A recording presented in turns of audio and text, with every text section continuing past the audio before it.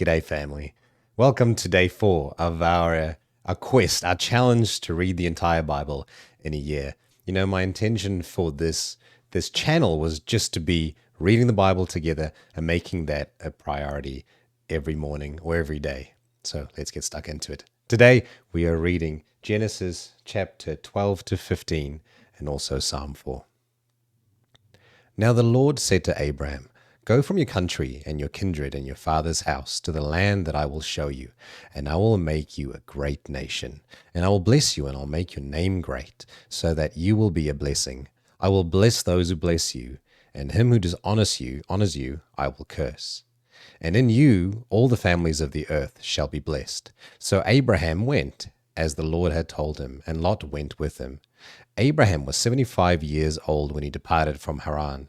And Abraham took Sarai, his wife, and Lot his brother's son, and all their possessions that gathered, and the people that they had acquired in Haran, and they set out to go to the land of Canaan. When they came to the land of Canaan, Abraham passed through the land, to the place called Shechem, to the oak of Moreh. At the time the Canaanites were in the land. Then the Lord appeared to Abraham and said, "To your offspring I will give this land." So he built there an altar to the Lord who had appeared to him.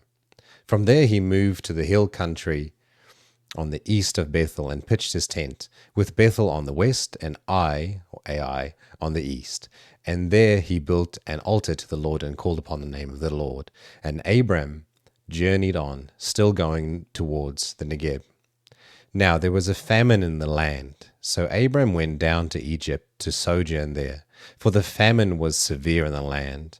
When he was about to enter Egypt, he said to Sarah his wife, "I know that you are a woman beautiful in appearance, and when the Egyptians see you, they will say, 'This is his wife,' then they will kill me. But they will let you live. Say you are my sister, that it may go well with me because of you, and that my life may be spared for your sake." When Abraham entered Egypt, the Egyptians saw that the woman was very beautiful. And when the princess of the Pharaoh saw her, they praised her to Pharaoh. And the woman was taken into Pharaoh's house. And for her sake he dealt well with Abraham. He had sheep, oxen, male donkeys, male servants, female donkeys, and camels. But the Lord afflicted Pharaoh and his house with great plagues because of Sarai, Abram's wife. So Pharaoh called Abram and said, "What is this you have done to me? Why did you not tell me that she was your wife? And why did you say, 'She is my sister,' so that I took her for my wife? Now then, here is your wife, take her and go." And Pharaoh gave men orders concerning him, and they sent him away with his wife and all that he had. So Abraham went up from Egypt, he and his wife and all that he had, and Lot with him, into the Negeb. Now Abram was very rich in livestock, in silver and in gold, and he journeyed on from the Negeb. Now Abram was very rich with livestock, in silver and in gold, and he journeyed on from Negeb as far as Bethel, to the place where his tent had been at the beginning, between Bethel and Ai, to the place where he had made an altar at the first. And there Abraham called upon the name of the Lord. And Lot, who went with Abraham, also had flocks and herds and tents, so that the land could not support both of them dwelling there together. For their possessions were so great that they could not dwell together. And there was strife between the herdsmen of Abram's livestock, and the herdsmen of Lot's livestock. At that time the Canaanites and the Perizzites were dwelling in the land. Then Abraham said to Lot, "Let there be no strife between you and me, and between your herdsmen and my herdsmen, for we are kinsmen. Is not the whole land before you? Separate yourself from me. If you take the left hand, then I will go to the right. Or if you take the right hand, then I will go to the left." And Lot lifted up his eyes and saw that the Jordan Valley was well watered everywhere, like the garden of the Lord, like the land of Egypt in the direction of Zoar. This was before the Lord destroyed Sodom and Gomorrah. So Lot chose for himself all the Jordan Valley, and Lot journeyed east. Thus they separated from each other. Abram settled in the land of Canaan, while Lot settled among the cities of the valley and moved his tent as far as Sodom. Now the men of Sodom were wicked, great sinners against the Lord. The Lord said to Abram, after Lot had separated from him, Lift up your eyes and look from the place where you are, northward and southward and eastward and westward, for all the land that you see I will give you and to your offspring forever. I will make your offspring as the dust of the earth, so that if one can count the dust of the earth, your offspring also can be counted. Arise, walk through the length and the breadth of the land, for I will give it to you. So Abram moved his tent and came and settled by the oaks of Mamre, which are at Hebron, and there he built an altar to the Lord.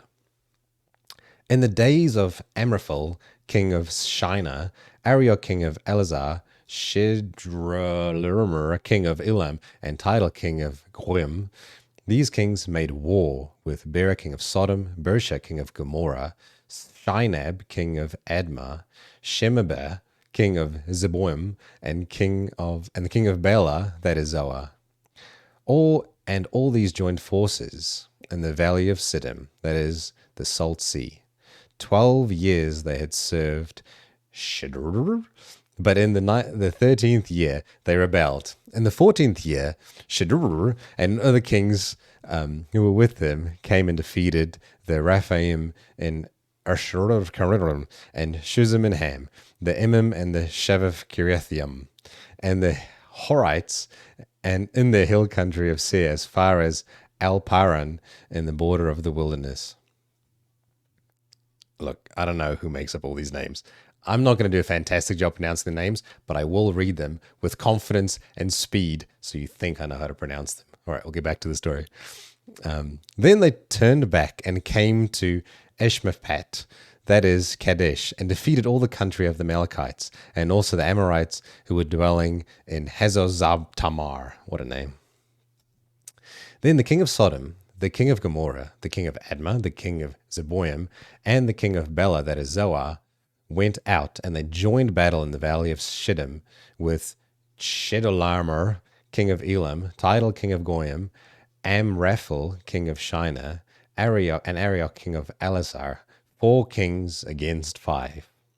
Now, the valley of Siddim was full of bitumen pits, and as the kings of Sodom and Gomorrah fled, some of them fell, and the rest fled to the hill country. So the enemy took all the possessions of Sodom and Gomorrah and all their provisions and went their way. They also took Lot, the son of Abram's brother, who was dwelling in Sodom, as his possession and went their way. Then one who had escaped came and told Abraham the Hebrew, who was living by the oaks of Mamre the Amorite, brother of Eshcol and Aner. These were allies of Abram. When Abram heard that his kinsman had been taken captive, he led forth his trained men, born of his house, 318 of them, and went in pursuit as far as Dan. He divided his forces against them by night, he and his servants, and defeated them, pursued them to Hobah, north of Damascus. Then he brought back all the possessions, and also brought back his kinsman Lot with his possessions, and the women and the people. After his return from the defeat of Chedorlaomer and the kings who were with him, the king of Sodom went out to meet him at the valley of Shavah, that is, the king's valley. And Melchizedek, king of Salem, brought out bread and wine. He was a priest of God Most High. And he blessed him and said, Blessed be Abraham by God Most High, possessor of heaven and earth, and blessed be God Most High, who has delivered your enemies into your hand. And Abram gave him 1/10 of everything. And the king of Sodom said to Abram, Give me the persons, but take the goods for yourself. But Abram said to the king of Sodom, I have lifted my hand to the Lord God Most High, possessor of heaven and earth, that I would not take a thread or a sandal strap or anything that is yours, lest you should say, I have made Abram rich. I will take nothing but what the young men have eaten, and the share of the men who went with me. Let Aner, Eshcol, and Mamre take their share. After these things, the word of the Lord came to Abram in a vision. Fear not, Abraham, I am your shield. Your reward shall be very great. But Abraham said, O Lord God, what will you have me? For I continue childless, and the heir of my house is Eliezer of Damascus. And Abraham said, Behold, you have given me no offspring, and a member of my household will be my heir. And behold, the word of the Lord came to him, This man shall not be your heir. Your very own son shall be your heir. And he brought him outside and said, Look towards heaven and the number of the stars, if you are able to number them. Then he said to him, So shall your offspring be. And he believed the Lord, and it was counted to him as righteousness. And he said to him, I am the Lord who brought you out from Ur of the Chaldeans, and to give you this land to possess. But he said, O Lord, how am I to know that I shall possess it? He said to him, Bring me a heifer 3 years old, a female goat 3 years old, a ram 3 years old, a turtle dove, and a young pigeon. And he brought him all these, cut them in half, and laid each half over against the other. But he did not cut the birds in half. And when the birds of prey came down on the carcasses, Abraham drove them away. As the sun was going down, a deep sleep fell on Abraham. And behold, dreadful and great darkness fell upon him. Then the Lord said to Abraham, Know for certain that your offspring will be sojourners in a land that is not theirs, and will be servants there, and they will be afflicted for 400 years. But I will bring judgment on the nation that they serve, and afterward they shall come out with great possessions. As for you, you shall go to your fathers in peace. You shall be buried in a good old age. And they shall come back here in the 4th generation, for the iniquity of the Amorites is not yet complete. When the sun had gone down, and it was dark, behold, a smoking fire pot and a flaming torch passed between these pieces. On that day the Lord made a covenant with Abraham, saying, To your offspring I give this land, from the river of Egypt to the great river, the river Euphrates, the land of the Kenites, the Kenizzites, the Cadmonites, the Hittites, the Perizzites, the Rephaim, the Amorites, the Canaanites, the Girgashites, and the Jebusites. We'll also read Psalm 4. Answer me when I call, O God, my righteousness. You have given me relief when I was in distress. Be gracious to me and hear my prayer. O men, how long shall my honor be turned into shame? How long will you love vain words and seek after lies? But know that the Lord has set apart the godly for himself, and the Lord hears when I call him. Be angry and do not sin.